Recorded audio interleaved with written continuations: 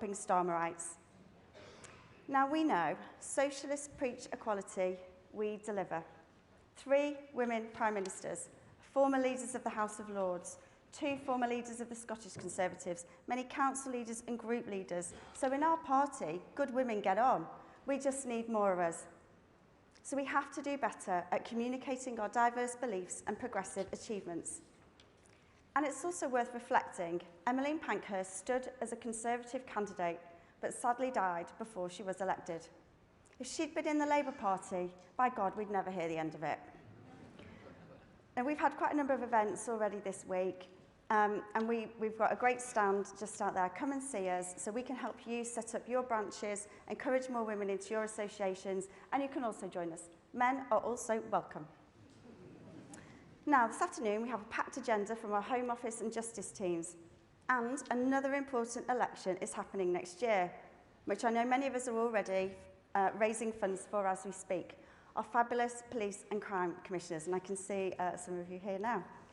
Now, I'd like to mention our former Cedar Road South West Chairman, Alison Hernandez, who is a police and crime commissioner, and of course, the absolutely brilliant Katie Baum, who's another former chairman of the Conservative Women's Organisation. And of course, I have to mention Festus Akinbusoy, who we'll all be campaigning with over the next few weeks.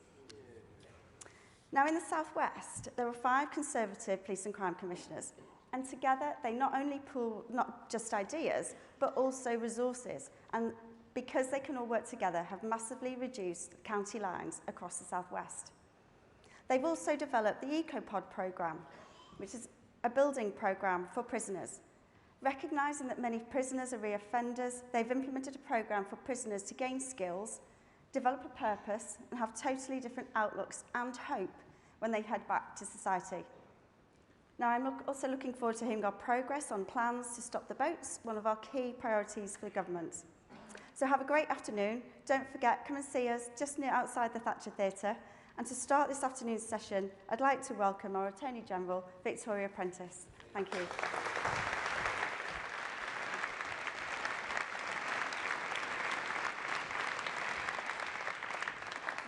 Well, it is great to see so many of you.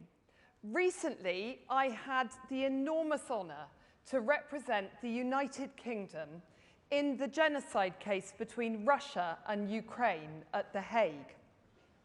Yesterday, I had an enormous honour to welcome the new Lady Chief Justice to her position. And today, it is my great pleasure to welcome my friend, the Lord Chancellor, Alex Chalk, to speak to this conference. I'm really sorry that he's improperly dressed. Yesterday, he looked gorgeous. He was wearing a long golden cape and black tights. Of course, normally when I see Alex, he's wearing his trademark high-vis and his cycling gear, and he's in that terrifying the Liberal Democrats in Cheltenham. But today, he's dressed like the proper barrister he is, committed to the rule of law. So, conference, I ask you to put your hands together for our Lord Chancellor, Alex Chalk.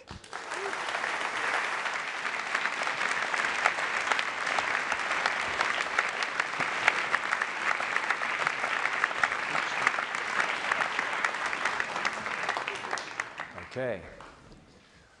Well, goodness, conference, thank you. And thank you, Victoria, for that kind introduction. I'm glad that she gave my name Alex Chalk. I'm a little sensitive about it because it wasn't so long ago that I knocked on a door in Cheltenham. The door opened. This lady said, "Oh, yeah, I know who you are. You might be better than your brother, but we don't want David Miliband here either," she said. So, total disaster. I told CCHQ. They said, "Don't worry. We'll ask the Mayor of London to come down." Now, ladies and gentlemen, initially everything went so well. He got out of the car, absolutely on message. Chalk for Cheltenham, he was saying. But as he paused to meet everyone, there was an enterprising journalist from the local BBC who spotted his opportunity, recognising, conference, that I might not have been the only person that he'd come to support that day. He sidled up and put the microphone in Boris's face. "So, Mayor, just for the listeners of BBC Radio Gloucester, can you remind us, please, what is the name of the person you've come to support?" Well, conference, I have to tell you now, the name that came back was not mine. The name that came back was of a prominent estate agent who'd been advertising heavily on the London road coming into Cheltenham. So there you go. These are the pitfalls of being a politician. So look, it's a privilege to be addressing you here today as Lord Chancellor and Secretary of State for Justice. First, because I am, as Victoria just indicated, above all a barrister, albeit one on a career break. But most of all, because when it comes to justice, we, the British, have a history of which we can be immensely proud. From Magna Carta in 1215 to the Bill of Rights in 1688, this country has made a special contribution to the rule of law.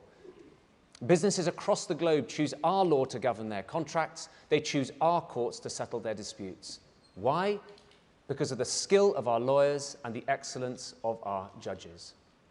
It means we have the largest legal sector in Europe and the second largest in the world. More than 200 overseas law firms have set up offices here from over 40 jurisdictions. In fact, I wouldn't be surprised if the energetic Minister, Mike Freer, has visited every last one of them. And this success matters, conference, for all sorts of reasons.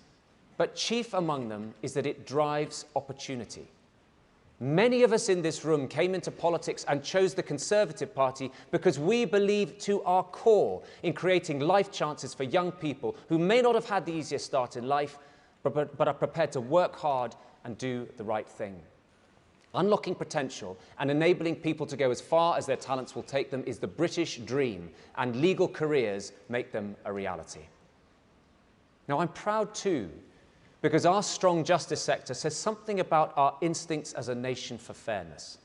This is the country that in the face of Putin's illegal full-scale invasion did not hesitate. We appreciated instinctively that borders matter, that the international rules-based order counts for something, and that might is not always right.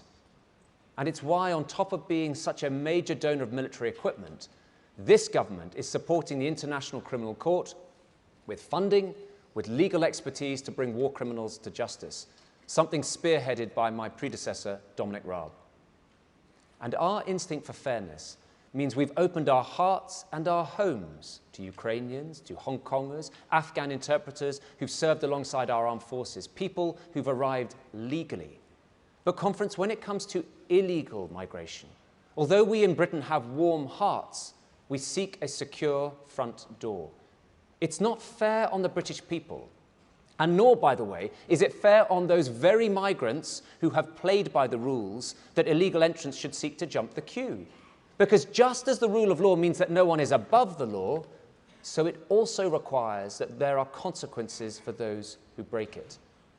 And so whilst Labour flail around with absolutely no solution, we have a clear, long-term plan that is robust, yes, but fair too. And we can deliver it within our overarching legal obligations. Now, conference, I want to talk about our courts, civil, family, and criminal. Now, COVID might be receding into history, but as I know from speaking to my counterparts from France, to the United States, to Japan, justice systems across the world are still dealing with the consequences. Now, a magistrate's court, which remember deals with around 90% of all crime, have rebounded strongly. As for the Crown Court, the jury system is particularly vulnerable to a pandemic. A gang trial with 5 defendants in the dock could easily mean 35 people in a single courtroom. So the flow of those trials inevitably slowed. Now, in the white heat of the pandemic, there were those who said, scrap jury trials altogether. They said replace them with a single judge deciding guilt or innocence in those most serious of cases. They said hundreds of years of history and the bedrock of our fundamental freedom should be swept away. Conference, what a travesty that would have been. As someone who has prosecuted murders, rapes, terrorist bomb plots and gun crime, I knew that would mean destroying something of inestimable value to our country. So we made the tough call. We stuck with jury trials, a decision in the national interest and in the interests of justice. But it does mean that caseloads in the Crown Court are higher than they were. And as a result, there are now 6,000 more people on remand in custody than there were pre-COVID. Now that presents a real challenge. So to drive forward the recovery, we have kept open Nightingale courts. We've recruited over 1,000 judges and tribunal members, and we're recruiting 1,000 more. We have massively expanded the budget to upgrade and modernise our courts and tribunals. And we're investing up to an additional £141 million a year for the barristers and solicitors whose important work ensures the guilty are convicted, the innocent walk free, and the public are protected. And Conference, we are committed as a party and as a government to making the long-term decisions that put the national interest first. And that's why we are rolling out the largest prison expansion programme since the Victorian era. Thanks to this Prime Minister, when he was Chancellor, and led by the exceptional Prisons Minister Damien Hines, we have brought online, quite right, we have brought online over 5,000 more places in brand new prisons like HMP Fossway, with more on the way. These are modern, secure, decent prisons with rehabilitation at their core. And we're expanding and refurbishing existing prisons and hiring thousands more prison officers. And I can tell you today, Conference, that we also intend to look at the Norwegian example and explore renting overseas capacity. But we must be candid too. Prison costs money, a lot of money. Not only does society suffer the crime in the first place, but it also suffers the punishment that, to the tune of around £46,000 a year per adult male prisoner. Now, we make no apologies for locking up the most dangerous offenders for longer where that is necessary to protect the public. And that's why we've extended the use of whole life orders so that in more cases, life really does mean life. But it's also why our plan to break the cycle of reoffending is absolutely critical, because all but the most dangerous offenders will be released one day. Frankly, there are people wasting their lives going in and out of prison at enormous cost to the taxpayer. So we're rolling out accommodation provision for prison leavers to keep them off the streets and out of trouble in those critical early weeks. We've brought business expertise into over 90 prisons across the country to provide job opportunities and help prisoners gain the skills they need to hold down a job, pay taxes, and become a contributing member of society. And just look, Conference, at the progress we've made. Since 2010, reoffending has dropped from 32% to 24%. In the last 2 years, the percentage of offenders in employment 6 months post-release has more than doubled. And since 2010, violent crime and burglary down by over 40%. That is how we secure justice.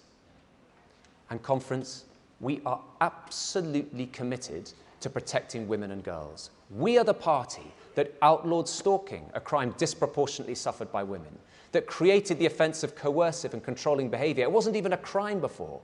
We passed the first ever Domestic Abuse Act. We outlawed revenge porn and cyberflashing. We created a new standalone offence of non-fatal strangulation. We clamped down on the cowardly rough sex gone wrong defence. We unlocked and provided hundreds of independent sexual violence advisors to support victims, and we set up a 24/7 rape support helpline, as well as doubling grants for rape support centres. All this we do and more. In fact, Conference, we have quadrupled funding for victim support services since 2010, 4 times more money for victim services under the Conservatives. And when it comes, Conference, to rape prosecution, there is, of course, more to do, but there are important facts that should not be forgotten. First, more adult rape cases are being prosecuted now than when Labour were in power. Second, the conviction rate for all rape is higher. Third, the average sentence is longer, 43% longer. Fourth, the amount of the sentence that must be served behind bars is greater. Because Labour say they want to protect the public, but literally do the opposite, even launching campaigns to block the deportation of dangerous foreign criminals. Take one offender. He thrust a broken bottle into a man's face, leaving him scarred for life. A horrifying attack, in the words of the police. His Labour MP, a serving member of the shadow cabinet no less, tried to stop the flight. But he was in good company, because Keir Starmer demanded that, quote, all future charter flights must be suspended. No principles, no judgment, no clue.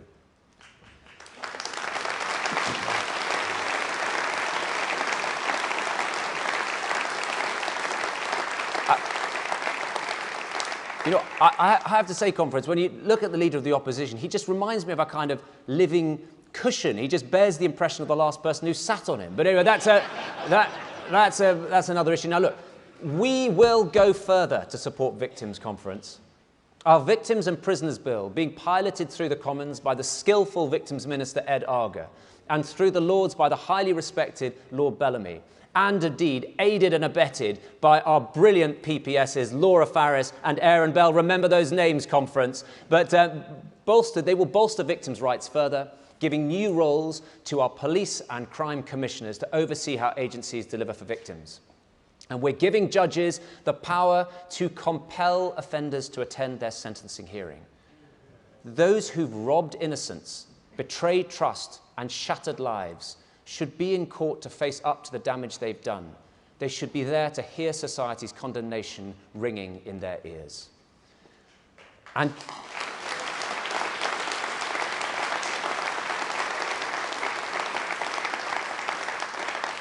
today, Conference, I want to right another injustice. I am clear that if a father murders the mother of his children, he should expect to lose his parental rights. That's why today,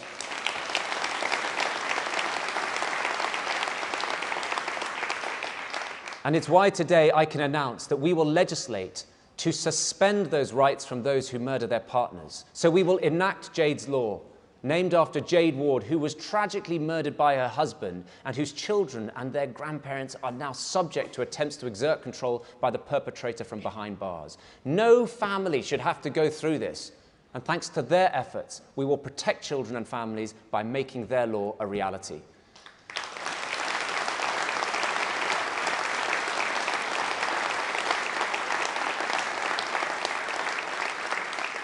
So, Conference, I started speaking to you this afternoon about pride. Let us take pride in what our country has contributed, probably more than any other to the international rules-based order. Let us take pride in what we have delivered in government to stand up for victims. And let us rededicate ourselves to serve justice, to uphold our values, and keep the British people safe. Thank you.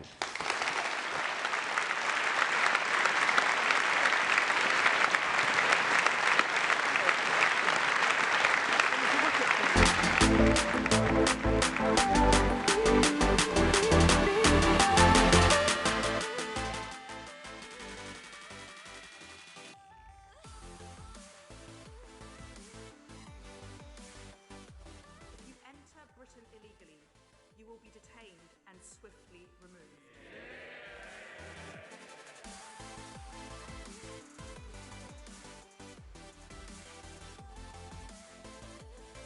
We will stop the boats.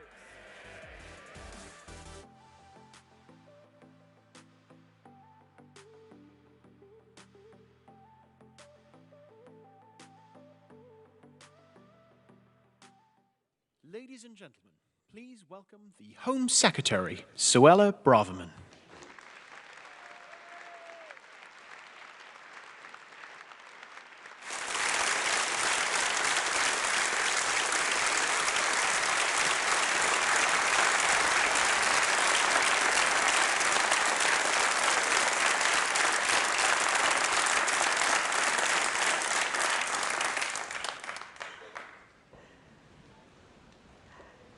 Hello, Conference. Good to see you. Let me start, ladies and gentlemen, by thanking a few people. First of all, my brilliant ministerial team. They're here. Chris Philp, Robert Jenrick, Tom Tugendhat, Sarah Dines, Simon Murray, Andrew Sharp, and my parliamentary team, James Sunderland, Sean Bailey, Kieran Mullen, Scott Mann, and Byron Davies. Thank you for your fantastic work.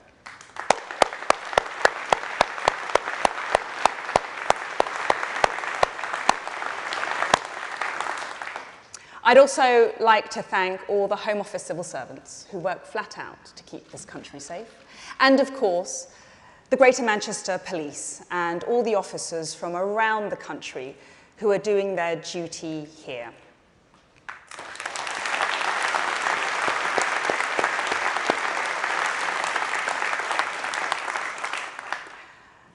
Now, I don't know if you've noticed, but as Home Secretary, I do occasionally receive a modicum of criticism.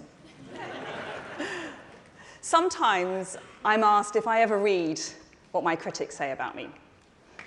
Well, the answer is yes, I do. I'm made of strong stuff, so I'm prepared to wade through the personal abuse, the wild invective, and the willful misrepresentation. Because I believe that all of us should strive for improvement. And if we close our ears to anyone who disagrees with us, we're less likely to identify our mistakes. One of the reasons why the Conservative Party has survived and thrived for so long is because we are not afraid to admit when we get it wrong and adapt accordingly. We listen, we learn, and we renew ourselves. And that's what we're doing here this week in Manchester. We're raising our game. Because next year, this country will face a clear choice at the general election. Who do people trust to deliver the change that Britain needs? Because there are huge challenges ahead. The world is being transformed by powerful forces. And I think the British people see that, perhaps more clearly than some of those in Westminster who live in the bubble of complacency. I also think most British people have a pretty good sense of how they expect their government to respond to those challenges. And I'm confident that when push comes to shove, the voters will realise that they are much more likely to get the change they really want from Rishi Sunak and the Conservatives than from any of the left-wing parties. And the reason is simple. And I'll explain it with an example from my responsibilities as Home Secretary. Now, one of the most powerful forces reshaping our world is unprecedented mass migration. The wind of change that carried my own parents across the globe in the 20th century was a mere gust compared to the hurricane that is coming. Because today, the option of moving from a poorer country to a richer one is not just a dream for billions of people. It is an entirely realistic prospect. Every human, every single person has the right to aspire to a better life. As Conservatives, that's one of the cornerstones of our philosophy. Indeed, without that dream, I wouldn't be standing before you today. But Conservatives are also practical and realistic. Nobody can deny that there are far, far more people in poorer countries who would love to move to Britain than could ever be accommodated. Even if we concreted over the countryside, turned our cities into one vast building site and erected skyscrapers from Eastbourne to Elgin, from Hull to Holyhead, it still wouldn't be enough. Demand will always outstrip supply. I know it, you know it, and the voters know it. This country has been generous in taking in refugees from Afghanistan, from Ukraine, from Syria, from Hong Kong. The decency of the British people cannot be questioned. But they also care deeply about overall numbers. In poll after poll, the British people have been clear. Immigration is already too high.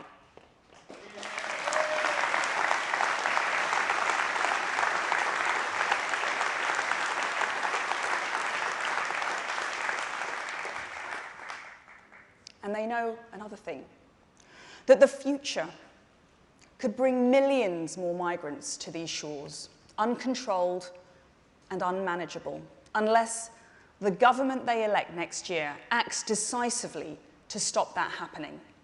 And we are the only party that will take effective action.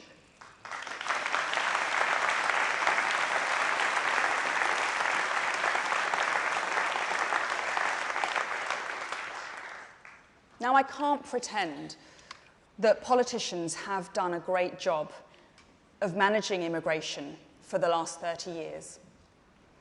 We were too slow to recognise the scale of the problem, too unwilling to accept that our legal framework needed to be updated. And let's be honest, far too squeamish about being smeared as racist to properly bring order to the chaos. But under Rishi Sunak's leadership, things are changing. We are raising our game. For years, too many overseas students were bringing their dependents here to the UK. So we've changed the rules to ensure that a student visa is not a route for whole families to come and live and work in the UK. When I stood before you at conference last year, we were dealing with a surge of Albanian illegal migrants coming on small boats, over 12,000 in 2022 alone. Fast forward a year, and thanks to the returns deal with Albania that we put in place and changes that we made to our rules, those numbers are now down by 90%.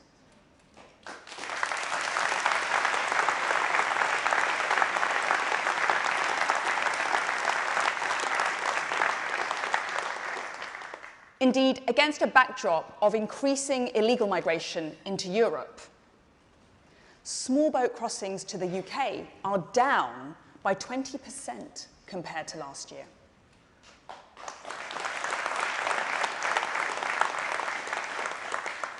And, conference, we will soon begin closing down asylum hotels.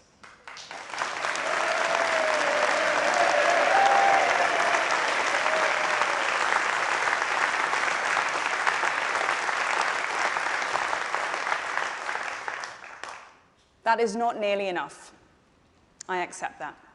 But it is a start. And it's a hell of a lot more than Labour would do.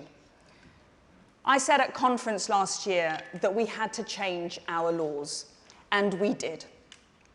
Our Illegal Migration Act, which will come into force in the coming months, now means that the only route to asylum in the UK is a legal route. The Act means that those arriving illegally will be detained and removed back to their home country if possible, or to a safe third country like Rwanda.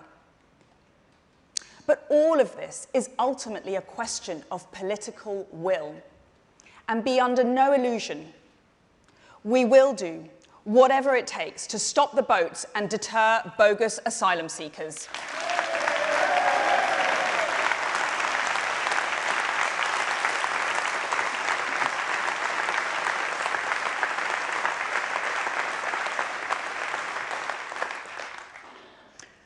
We will also ensure that legal migration comes down to reasonable levels, and that it occurs only when there is a clear benefit to the British people. That's our pledge, that's our plan, and I believe the public will back it.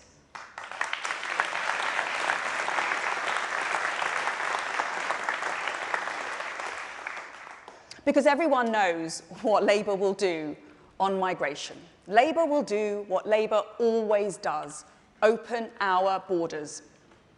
At heart, Labour doesn't believe that we have the right to keep people out. Sure, they may mouth a bit of occasional rhetoric about controlling our borders, but that's not what the Labour Party has ever done in government. And it's not just negligence or incompetence, although you can be guaranteed of plenty of that if Labour wins. It's actually deliberate. The biggest reason why Conservative governments have struggled to get illegal migration under control is because Labour governments passed laws that inhibit effective action. Because the truth is, we struggle to remove foreign criminals. We struggle to get accurate data on the ages of the asylum seekers.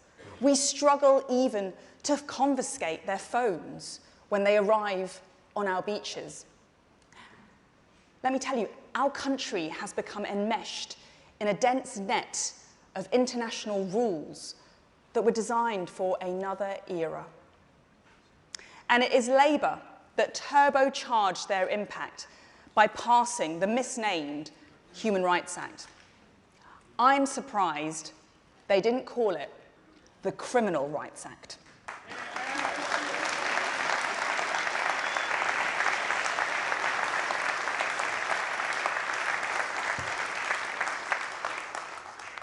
Because I tell you, every time I've gone to Parliament to improve the law on immigration, Labour has tried to block us, always aided by their allies in the third sector, some of whom openly declare that they oppose national borders merely on principle. All of them bleating the same incessant accusation: racist, racist, racist. They've always used that smear. They tried it against Margaret Thatcher. It didn't work. They tried it against David Cameron. It didn't work. A couple of years ago, they even tried it against Winston Churchill, our greatest ever leader, and it didn't even work then. And I can promise you, it won't work against Rishi Sunak, and it won't work against me.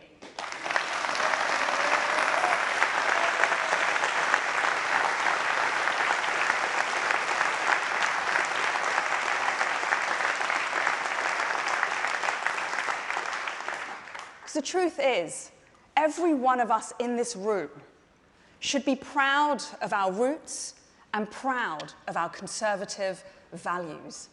We believe that Britain has the right to secure borders, to decide who gets into our country and who does not. We are the party to confront the challenge of global migration in the years ahead, not a Labour Party that will open the borders and then cry racism to anyone who objects. So let's be clear.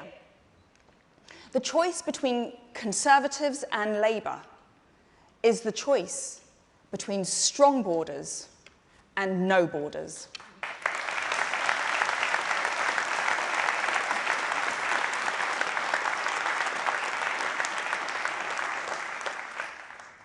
Now, the next election will also be fought on law and order, between a Conservative government that wants the police to focus on criminal justice and a Labour Party that thinks the police should focus on social justice, between a Conservative government that stands up for the police and a Labour Party that wants to see them take the knee, between a Conservative government that wants to help ordinary people go about their lives unimpeded and a Labour Party that sympathises with the eco-idiots that block our roads and stop mums from taking their kids to school, stops workers from getting to their jobs and stops ambulances from getting to hospitals. Because when it comes to Just Stop Oil, Labour's lawyers advise them and Labour's donors fund them.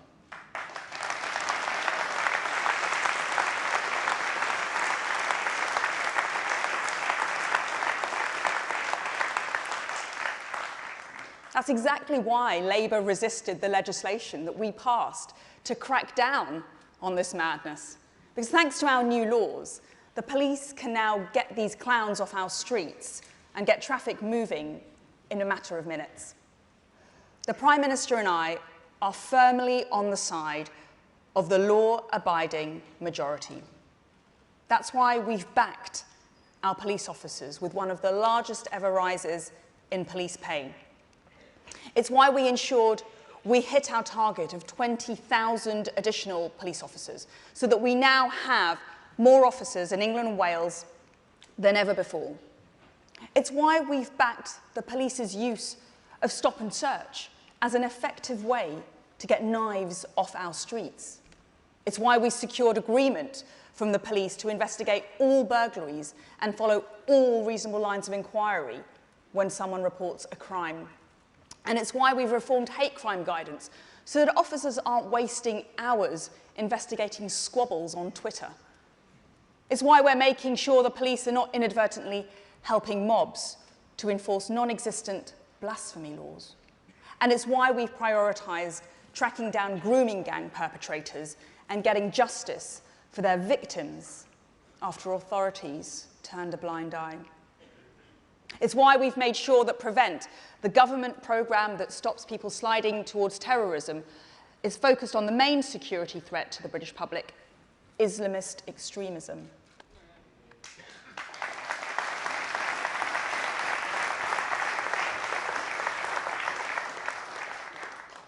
And let me take a moment to recognise that in all of this, we have been assisted by some truly excellent police and crime commissioners who share our commitment to common sense and law and order.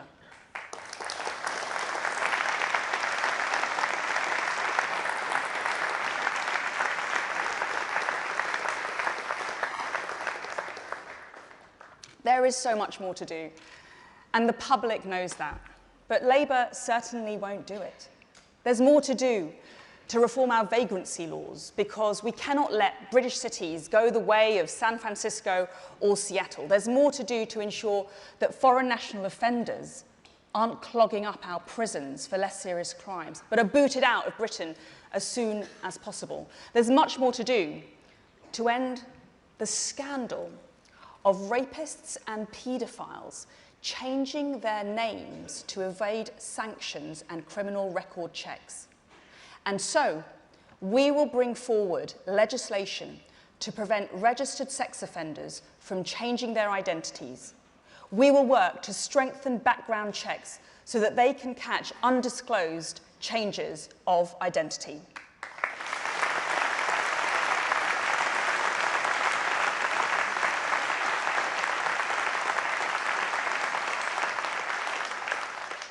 Let me tell you something. I don't care if anyone thinks this is interfering with their human rights. It's time to worry less about the rights of sexual predators and more about the rights of victims.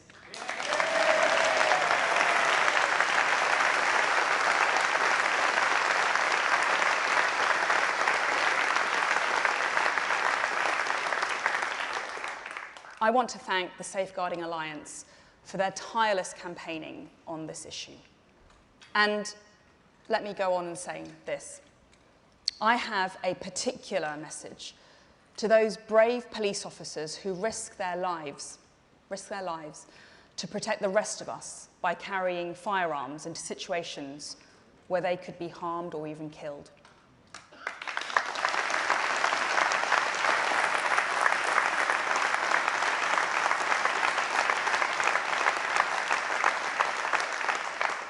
You are the thin blue line.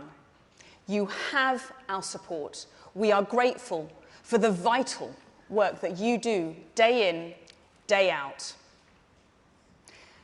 And that's why I announced a review to report to me by the end of the year to ensure that the legal and operational framework in which they operate is robust and commands the confidence of both officers and the public. And to those who ask whether Labour can be trusted to fight crime, I have a two-word answer. Sadiq Khan.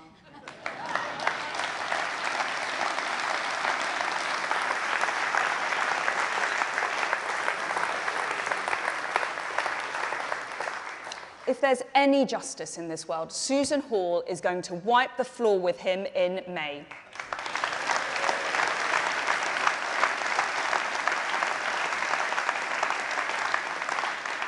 They've already started the character assassination against Sue.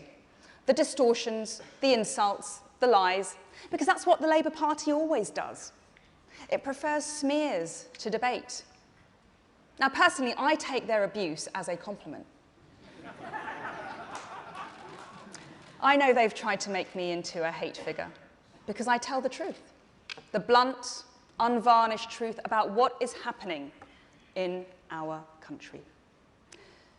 And I know there are some who think that emphasising the importance of law and order or secure borders is unedifying. They look down on those of us who care about such things. Of course, they are entitled to their beliefs. But let's be honest, these are luxury beliefs. What do I mean by that? Our politically correct critics have money, they have status, They have loud voices. They have the luxury of promoting seductive but irresponsible ideas, safe in the knowledge that their privilege will insulate them from any collateral damage. The luxury beliefs brigade sit in their ivory towers, telling ordinary people that they are morally deficient because they dare to get upset about the impact of illegal migration, net zero, or habitual criminals. And you can be sure of one thing. People with luxury beliefs will flock to Labour at the next general election because that's the way to get the kind of society they want.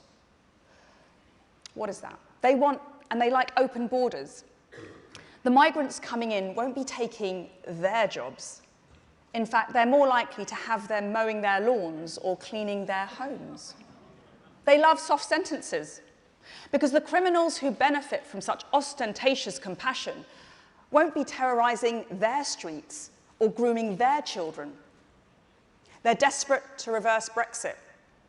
They think patriotism is embarrassing and have no use for their British passport unless it's taking them to their second homes in Tuscany or the Dordogne. For these people, I have a simple message.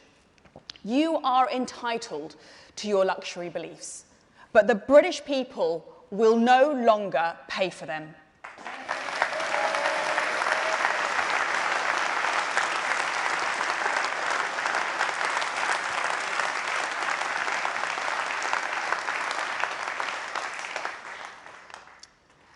There's another reason I think we will win the next election.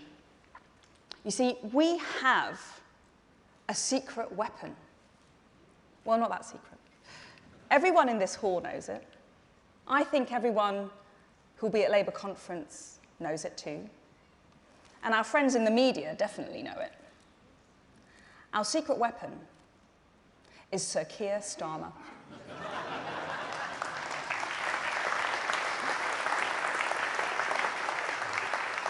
You see, the British people have no enthusiasm for Sir Keir Starmer. They know that he believes in nothing. They know that he will say anything to anyone and then change his mind at the first sign of trouble. Keir Starmer lacks the personality to lead this country effectively. Imagine what would happen if he became Prime Minister. Luxury beliefs would reign supreme. Britain would go properly woke. Things are bad enough already. We see it in parts of Whitehall, in museums, in galleries, in the police, and even in leading companies in the city.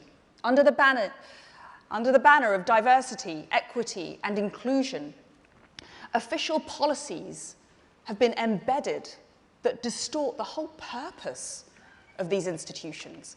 Highly controversial ideas are presented to the workforce and to the public as if they're motherhood and apple pie. Gender ideology, white privilege, anti-British history. And the evidence demonstrates that if you don't challenge this poison, things just get worse. Whole institutions become captured. And of course, as always happens when the left gets the upper hand, those who fail to conform are persecuted, chased out of their jobs for saying that a man can't be a woman, scolded for rejecting that they're beneficiaries of institutional racism, disciplined for using the wrong words. This Conservative government has begun the task of clearing out this pernicious nonsense.